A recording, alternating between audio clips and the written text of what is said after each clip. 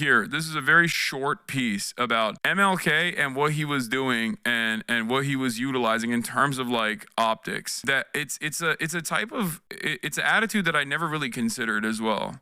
Here. Favorite tools to use was violence, right? Like he never once led a nonviolent protest. People getting beat within an inch of their life for ordering food is violent, right? But he was a mastermind at manipulating the visuals of violence. He understood that watching black people get beat up on live television is not an effective strategy at making racist people any less racist. But you, as a black person, having to watch your defenseless mother and aunties get hosed down is actually an extremely effective tactic at enraging both you and your local community to violence, right? There's a reason why after every major MLK city and peaceful protest got televised, there would be widespread violent uprisings, both large and small, all around the country. And this threat of widespread violence is what caused change. And there has been a lot of historical propaganda that goes into portraying the civil rights era as being the product of white empathy and not fear, the dominant group in America.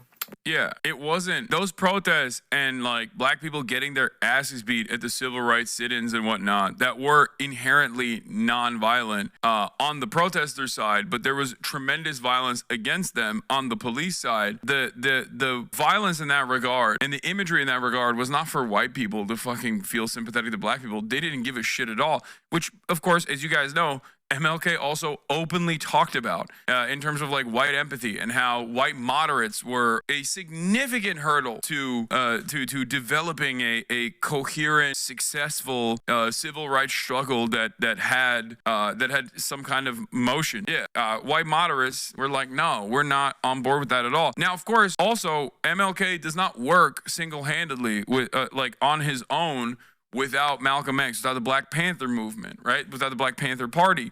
And those guys were definitely not nonviolent. They understood that there was a necessity in certain instances for a little bit of militancy, recognizing perfectly that no matter how much militancy they applied, it would never reach the standard of the state, which is true. Like what they did, even if they were to get into like shootouts every now and then or engage in the act of self-defense against the state that was like brutalizing black people, ultimately none of that would reach the standard of systematized violence that the state was enacting with regular frequency under the auspices of lawfare.